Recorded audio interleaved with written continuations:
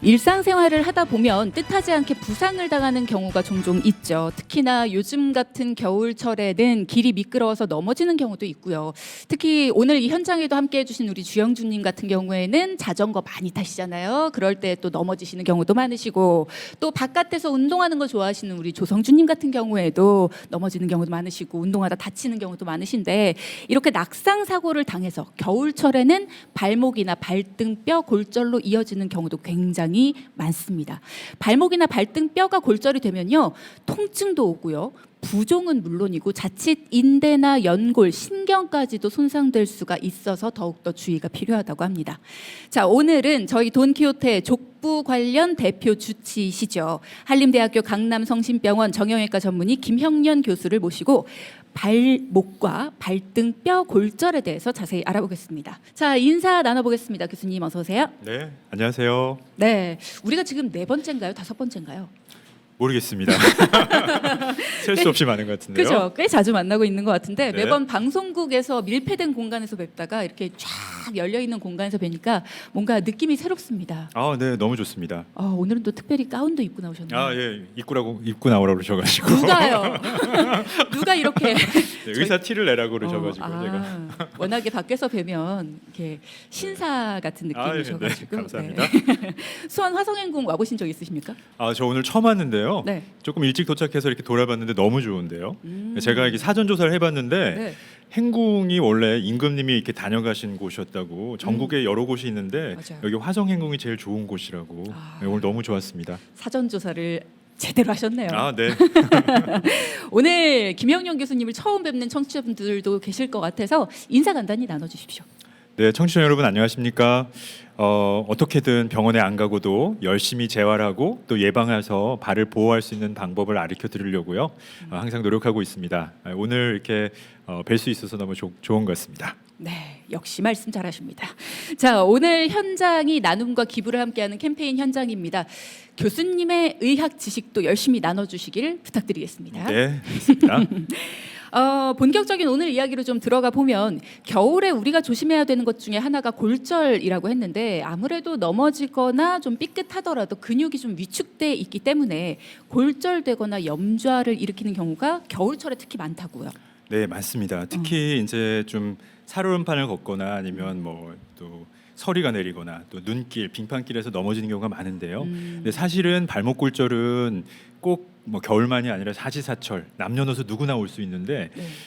우리가 이제 삐끗하면 발목이 이렇게 넘어가려고 그럴 때 조금 운동신경이 있으신 분들이 오히려 골절이 되시고요. 운동신경이 없으신 분들은 넘어져요. 넘어지면서 팔을 짚으면 팔목 골절이 생기고 이것도 이제 못 짚으시는 이제 할머니 분들이나 할아버지 분들은 넘어지시면 엉덩이로 넘어지셔가지고 여기 엉덩이 골절 되시는 경우가 있어서 오히려 노인분들은 어르신분들은 넘어지면서 골반이나 엉치 또 팔목을 좀 조심하셔야 되는데 의외로 이제 젊은 사람들은 버틸려다가 보니까 발목이 이렇게 돌아가면서 발목 골절 되는 경우가 더 많습니다. 그렇군요.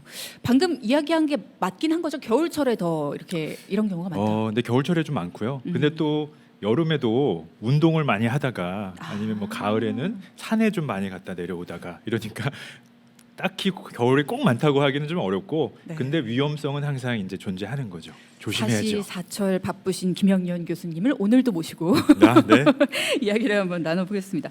발목 골절이라고 하면 우리가 발목이라고 하면 대충 어딘지는 아는데 발목 골절 어디부터 어디까지가 발목 이 골절? 발목을 보면은 크게 네, 제가 오늘 모형을 가지고 왔는데요.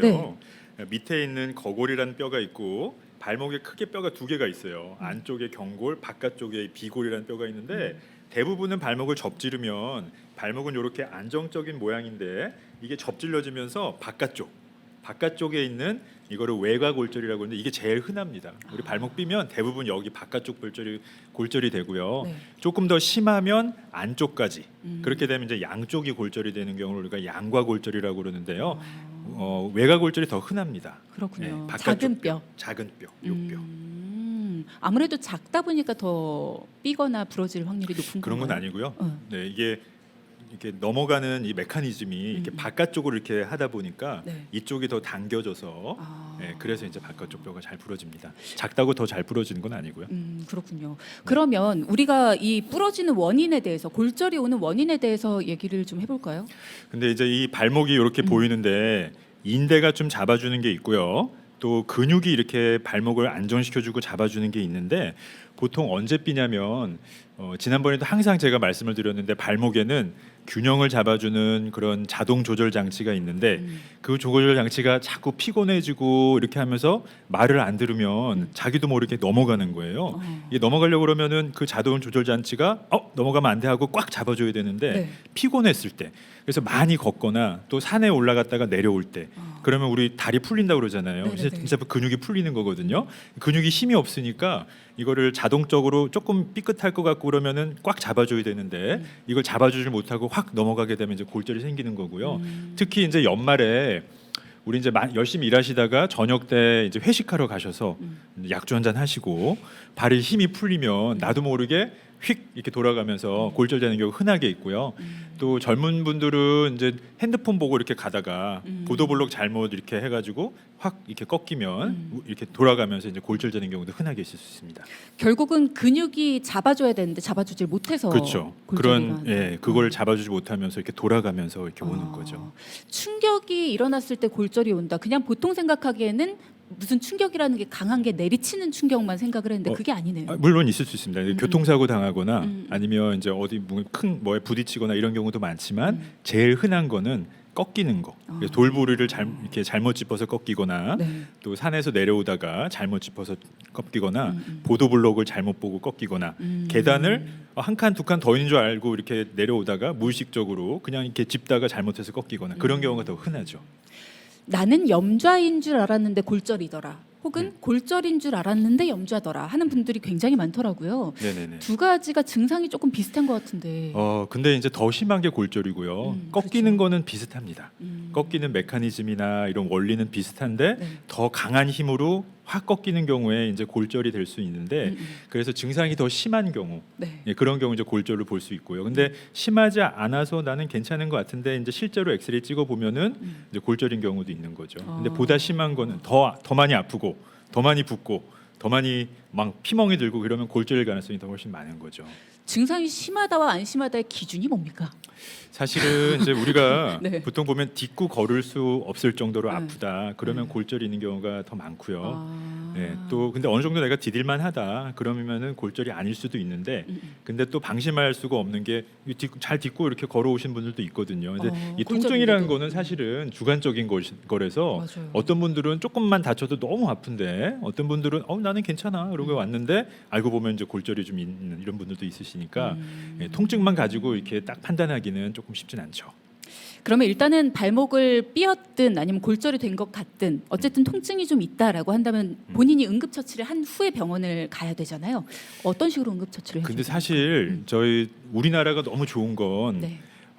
병원이 너무 가까운 곳에 있으니까 그죠. 한두 시간만 차 타고 가면 정형외과를 갈 수 있거든요. 그래서 응급처치를 본인이 이렇게 하시기보다는 빨리 병원으로 한번 방문하시는 게 사실 좋습니다. 그 순간에 막 아프고 그래도 어쨌든 병원으로 방문을. 근데 만약 예를 들어서 나는 김영년 교수님 계신 곳으로 갈 거야. 그러면 응급처치는 하고 가야 되잖아요. 오셔도 돼요. 근데 수술이 네. 만약에 이제 우리가 보면 그런 분들이 있어요. 내가 오늘 좀 일이 있는데 이거 하루 자고 내일 가면 이거 큰일 나는 거 아닌가. 그래서 늦게라도 빨리 가서 네. 응급실에 가서 이거를 받아야 되는. 근데 사실은 골절은 아주 응급인 상황은 많이 없고요. 대부분 만약에 수술을 하더라도 2주 안에 해주시면 돼요. 근데 정말 응급인 경우가 있어요. 그런 경우는 골절이 되면서 뼈가 피부를 뚫고 나오는 경우가 있어요. 그걸 우리가 개방성 골절이라고 그러는데 네네. 예, 개방성 골절인 경우 이제 그런 경우예요. 일단은 발목 골절로 진단을 받는 방법. 진단을 받는 방법은 좀 그렇다. 진단은 어떻게 내립니까? 네, 일단 엑스레이를 보면 정확하게 볼 수가 있고요. 엑스레이가 가장 이제 기본적인 방법이고 네. 또 정확하게 보려면은 CT 검사나 이제 이런 걸 통해서 네. 골절을 확인할 수가 있습니다. 제가 병원에 갔을 때 예전에 발목을 살짝 삐어서 병원을 갔더니 발목을 막 돌려보시고 네, 그런 것도 하던데 네네. 집에서 혹시 혼자 뭐 이렇게 해볼 수 있는 건 없어요? 근데 사실 집에서 이렇게 하기는 좀 위험할 수도 있고요. 너무 아파서 그런 방법 좋지는 않고, 근데 실제로 한번 디뎌 보고요. 네. 내가 못 디딜 정도로 아프다. 그러면 골절일 수도 있구나. 음. 병원에 꼭 가봐야겠구나 이렇게 음. 판단하시면 될 것 같습니다. 그럴 때 이렇게 뭔가 움직이지 않도록 부목을 대거나 음, 아니면 이렇게 움직이지 못하게 뭔가를 잡아두는 음. 압박붕대 같은 거? 압박 붕대는 좀 도움이 될 수 있는데요. 근데 네. 아까도 말씀드렸지만 우리는 1시간 이내에 병원들이 많이 있기 때문에 사실 집에서 이게 잘못 감으면 오히려 혈액 순환이 좀 안 될 수도 있고 그래요. 네, 의사를 만나보시는 거를 추천드립니다. 네, 최대한 빨리 그냥 병원으로 가는 게 좋다. 네네. 자, 그러면 발목 골절로 진단을 받았습니다. 어떤 치료를 받게 됩니까? 발목 골절은 크게 안정형 골절과 불안정형 골절이 있는데요. 아까 말씀드린 이 바깥쪽 뼈만 부러지는 거는 이걸 외가 골절이라고 그러는데 네. 여기만 부러져서는 수술이 필요 없고 대부분 이제 깁스나 이런 거로 잘 치료가 되는데요. 보면은 안쪽에 있는 뼈가 부러지거나 이쪽에 있는 인대가 끊어지면 밑에 있는 뼈가 덜컹덜컹 거릴 수가 있어요. 이거를 불안정형 골절이라고 그러는데 이렇게 바깥쪽만이 아니라 안쪽에 있는 뼈가 부러지거나 여기 인대가 같이 손상된 그런 불안정형 골절은 수술을 하는 경우가 많이 있습니다. 그래서 이때 확인할 거는 우리가 보통 발목을 삐거나 골절이 일어나면 바깥쪽 복숭아뼈가 아파요. 근데 안쪽까지 내가 아프다. 또 안쪽에 이렇게 피멍이 들거나 아니면 너무 많이 부어 있거나 안쪽에 많이 하여튼 아프다 그러면 불안정형 골절일 가능성이 많고 수술을 해야 될 가능성도 좀 있습니다. 그렇군요. 네. 그러니까 안쪽 뼈 이것도 아까 여쭤봤다가 그건 아닙니다라고 하셨는데 큰 뼈가 부러졌기 때문에 수술을 하는 겁니까? 불안정해서 이게 그건 아니고. 기부스를 하면 어느 정도 안정이 되는 건데 네. 안정형 골절은 사실은 어느 정도만 고정을 기부스만 해도 되는데 불안정형 골절은 기부스를 해도 이게 안에서 이렇게 덜컹덜컹 거리면서 어긋날 수가 있기 때문에 이거를 안정시켜주기 위해서는 기부스만으로는 어렵고 이제 결국은 금속으로 수술. 좀 이렇게 단단하게 고정을 해야 되는 경우가 많은 거죠. 그래서 청취자분들께서 보실 거는 내가 바깥쪽이 골절돼서 굉장히 아픈데 안쪽까지 같이 아프다. 안쪽에 피멍이 많이 든다 그러면 이제 불안정형 골절일 가능성이 있어서 그럴 때는 수술을 하는 경우가 많이 있죠. 그렇군요. 발에 쇠가 박혀 있는데 빼야 되나요?라고 099 하나님. 수술을 받으신 것 같은데. 근데 이제 우리가 이 금속이 이렇게 단단하게 고정을 하고 있으면 우리 뼈는 원래 딛고 걸으면 그걸 이런 스트레스를 이겨내려고 점점점 튼튼해져요. 근데 금속이 이렇게 있으면 우리 힘이 뼈로 안 가고 자기 뼈로 안 가고 금속으로 이렇게 전달이 되기 때문에 금속 주변에 있는 뼈가 시간이 지나면서 이런 스트레스를 받지 않아서 점점 약해지는 수가 있어요.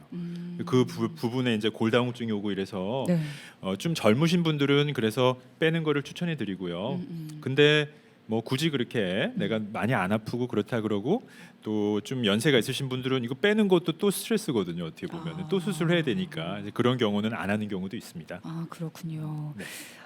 저는 왼쪽 발바닥 중간이 평상시에는 괜찮다가 많이 걷거나 아니면 방턱에 왼발 발바닥 중간이 걸리면 발바닥 뼈 또는 인대에 통증이 느껴질 정도로 굉장히 아픕니다. 그럴 때도 병원을 가야 되나요? 라고 4216님. 네, 그게 이제 발바닥 뼈인지 아니면 족저근막인지는 사실은 본인이 구별하기는 좀 쉽지 않으실 수도 있어요. 근데 심하게 다쳤다가 계속 그렇다 그러면 이제 혹시 골절일 수도 있지만 네. 아마도 많은 경우에 있어서는 족저근막 부위에 스트레스가 많아서 오는 그런 가능성이 좀 있습니다. 계속 아프시면 사실은 마사지를 좀 열심히 해보시고 지난 회에서 제가 말씀드렸던 스트레칭 운동과 예방법들을 좀 해보신 다음에 그래도 안 된다 그러면 병원을 한번 방문해 보시는 것을 권하고 있습니다. 네. 발목을 삐끗하는 거 예방 방법 좀 알려주세요. 골절 예방 방법도 궁금합니다. 최태영님. 네, 제가 이거 얘기하려고 제가 오늘 나오셨어요. 네, 3시부터 나와서 기다렸습니다. 이게 제일 중요한 건데요. 사실은 이게 이제 발목 삐는 경우가 어떤 경우냐?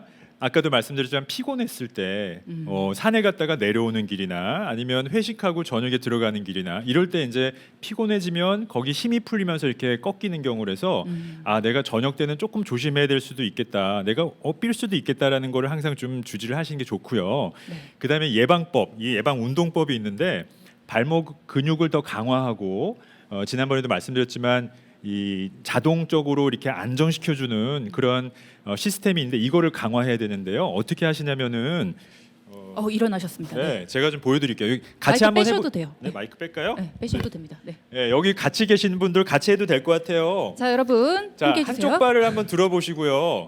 한쪽 발 들어보세요. 우리 작가님도 도망가지 마시고 한쪽 발을 들어서 네. 발등을 종아리 뒤에다 이렇게 갖다 대시는 거예요. 네, 되셨죠? 그리고 힘을 꽉 주고 넘어지지 않으려고 균형을 잡으시는 건데요. 이게 좀 어려우시면은 팔 벌리고 하시고 팔 벌리고 가능하다 그러면 차렷 자세로 두 손을 허벅지에 딱 대신 상태로 하시는 거예요. 이렇게 어머니 하시고, 너무 잘하신다. 잘하시고 계신다. 이렇게 하고 열 세시는 건데 자 이게 가능하다. 그러면 다음 단계는 눈 감고 하시는 거예요. 한번 눈 감아 보세요. 눈 감고 발목에 힘을 꽉 주고 넘어지지 않으려고 그렇게 하고 열 세고 버티시는 거예요.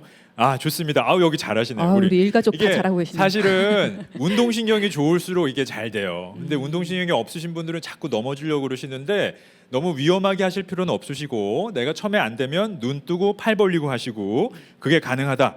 차렷 자세로 하시고요. 그다음에 이것도 가능하다 그러면 눈 감고 열 세고 버티는 거예요. 그게 되면 오른쪽 열 세시고 반대쪽 왼쪽 열 세시고 이게 한 세트인데 이걸 한 번 할 때마다 10세트를 해서 하루에 3번 정도 하시면 발목이 굉장히 튼튼해지고요. 이게 이제 조금 넘어지려고 그러면은 이쪽 근육에 힘을 꽉 주게 되고 이쪽으로 넘어지려고 되면 이쪽 힘을 꽉 주면서 주변에 있는 그런 근육들을 더 튼튼하게 해줄 수 있고 또 자동 조절 제어 시스템이 강화되는 거예요. 이 운동을 좀 계속 해주시는 게 좋고요. 발목이 불안정하신 분들도 좋지만 평소에도 이 운동을 계속 해주시면은 발목으로 가는 통증들을 많이 줄여줄 수 있습니다. 오늘의 핵심 포인트는 이 운동인 것 같아요. 네. 네, 김영년의 생활체육교실이었습니다. 빠밤. 감사합니다. 요거 말고 스트레칭하는 방법도 예전에 가르쳐 주신 게 굉장히 유용하던데 그것도 있었던 것 같아요. 그것도 네, 보여드릴까요? 좋죠. 네. 제가 다시 일어나서.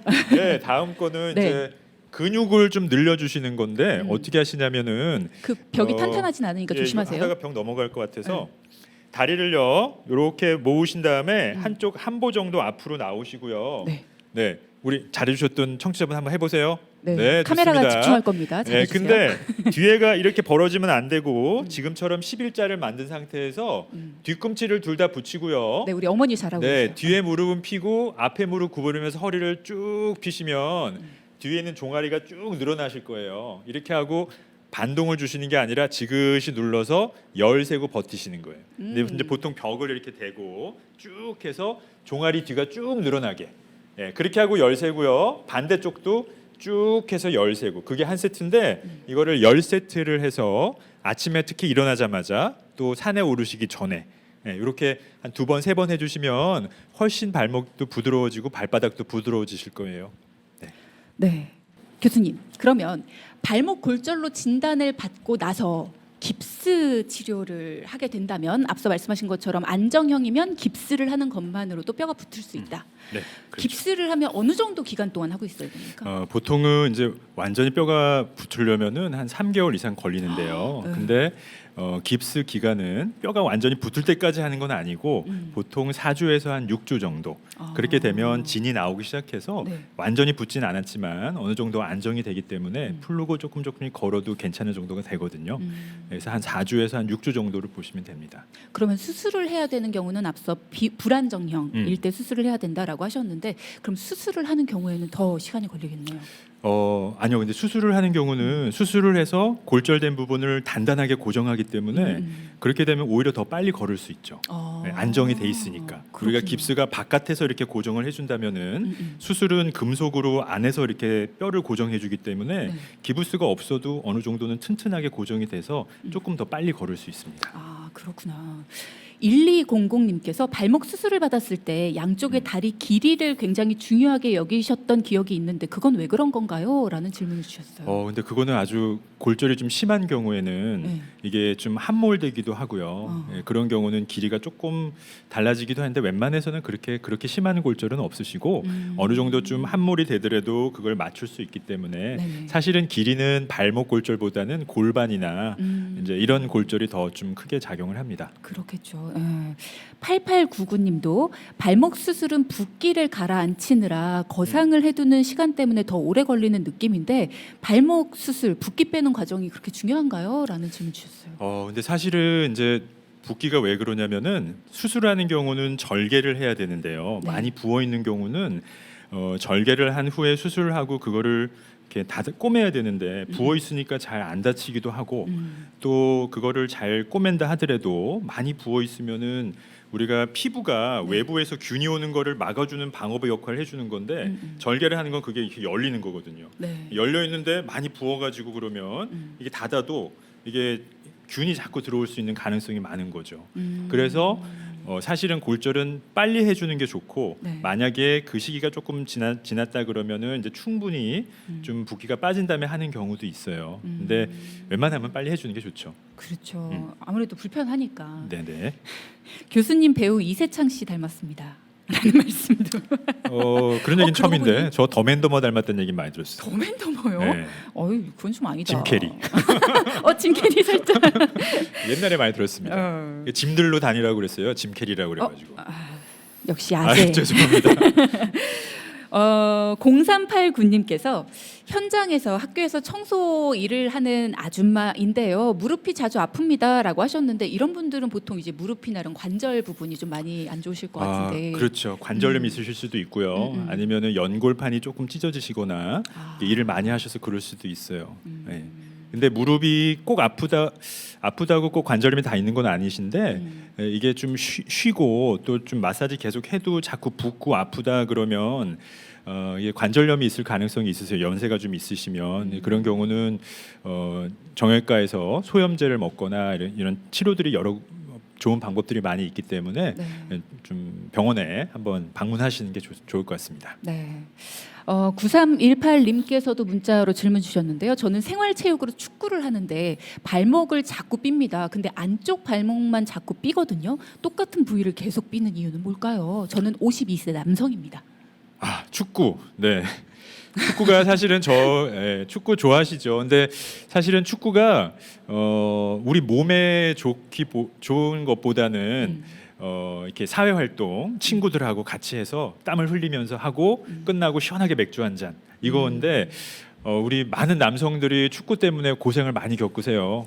그리고 나중에 이렇게 자꾸 삐다가 보면은 점점 이렇게 되다가 한 60대 되면은 관절염으로 이렇게 발전하는 경우 많이 보게 돼서 축구하시는 분들은 한 번쯤 안 아프더라도 정형외과 오셔가지고 엑스레이 한번 찍어 보시고요. 내가 이거 계속 해도 되는지 안 되는지 한번 판단 받아 보시는 게 좋고요. 계속 삐는 경우는 인대가 좀 안 좋거나 아니면 만성 불안정성일 가능성이 많아서 아까 제가 말씀드린 그 발목 강화 운동 열심히 하시고요. 근데 사실은 병원에 한번 와 보시는 게 좋을 것 같습니다. 그게 앞으로의 20년을 후를 위해서 꼭 한번 병원에 방문하셔서 내 지금 발 상태가 어떤지 이게 관절염으로 계속 진행하는 건 아닌지 한번 확인해 보시는 게 정말 중요할 것 같습니다. 예전에 출연하셨을 때는 교수님께서 병원에 오지 마시고 집에서 알아서 하시는 게 그렇죠. 네, 오늘 좋다. 여기 갑자기 입장이 바뀌었냐? 뭔가 입장이 좀 달라지신 것 같아요. 근데 꼭 오셔서 확인해 볼 만한 게 있고요. 근데 족저근막염이나 뒤꿈치 통증이나 이런 건 안 오셔도 돼요. 오시면 오히려 너무 많이 기다릴 수도 있어요. 근데 자꾸 발목 삐는 거는 이거 방치하면 나중에 정말 큰일 되는 경우가 많아요. 발목 자주 접지르거나 또 이런 경우는 있기 때문에 오늘은 제가 좀 이 부분에 대해서는 좀 병원에 한번 오셔서 20년 후를 대비하시는 거를 좀 그렇죠. 권해드립니다. 네, 와야 되는 통증이 있고 안 와도 되는 통증이 있다. 네, 발바닥 통증은 또 그렇진 않아요. 안 오셔도 돼요. 아까 말씀드린 그 운동 열심히 하시면 돼요. 네. 발목 통증 말고요. 발바닥 통증이나 뭐 족저근막염 이런 것 때문에 고생하시는 분들은요. 그 얘기 나 궁금한데 하신다면 저희 유튜브 들어오시면 됩니다. 돈키호테 검색하시면 예전에 김영경 교수께서 출연하셔서 해주신 이야기들 다시 보실 수 있으니까요. 들어오셔서 보시면 좋겠어요. 그런 얘기도 해주셨잖아요. 자주 삐는 분들한테는 라이스 요법? 네, 라이스 요법은 사실은 만성적인 것보다는 급성일 때, 발목 갑자기 이렇게 오늘 삐었을 때, 그럴 때는 이제 라이스는 RIC 이 좀 영어인데, 예. 일단 라이스 R 쉬고 아이스 마사지 하고 좀 이렇게 올려놓고 그다음에 그 좀 컴프레 여기 좀 압박을 해서 붓기를 좀 빼주는 이제 그쵸. 그런 게 응급 처치고요, 사실은. 근데 예, 그런 걸 좀 하시면 붓기도 좀 빠질 수 있고 통증도 좀 좋아질 수 있습니다. 한 분 더 질문 주셨는데 요 분까지만 이야기 나눠볼게요. 8982님께서 목발 보행 시기 후에 발목 보조개를 차라고 하는데 이유가 뭔가요? 다 나은 것 같은데요. 네, 조금 불안정해서 더 그럴 수 있고요. 이게 우리가 보통은 이제 부목을 대면 부목 자체가 안정을 시켜주는 건데 네. 부목은 굉장히 걷기가 좀 불편해요. 오히려 불편하라고 만든 거예요. 그래야 이제 많이 딛지 않고 좀 안정이 되니까. 근데 어느 시기가 지나면 골절이 완전히 붙지는 다 이렇게 치료되지는 않았지만 부목 없이도 조금 걸을 수 있는 만한 시기가 오는데 그게 한 4주에서 6주 정도 되고요. 그런데 그거를 풀르기에는 조금 아직은 좀 불안한 경우, 그런 경우는 이제 보조기를 그 보호대 같은 거를 차서 조금 더 안정을 시켜주는 대신에 부목보다는 좀 더 편하게 걸을 수 있게 이제 그렇게 해주는 그런 의미로 하는 겁니다. 그러니까 결국은 완벽하게 낫기 전까지는 조금 더 네. 보호해주는 게 필요하다. 그렇죠. 예. 네. 자, 여러분의 궁금증도 해소해봤고요. 오늘 발목 때문에 고생하시는 분들은 아마 난 이제 더 이상 물어볼 것도 없다 싶은 정도로 예, 전부 다 해결을 해주신 것 같아요. 자, 오늘 내 몸 사용 설명서 시간에는 발목 골절에 대해서만 먼저 이야기해봤고요. 조만간에 또 모셔야 될 것 같습니다. 발등 뼈 골절에 대해서 우리가 이야기를 못 나눴거든요. 네. 또 모시겠습니다. 네. 알겠습니다. 늘 이렇게 섭외를 한 번 더 해요. 오늘도 함께해 주신 김영경 교수님 감사드립니다. 고맙습니다. 네, 감사합니다. 오늘 즐거운 시간 되십시오. 네.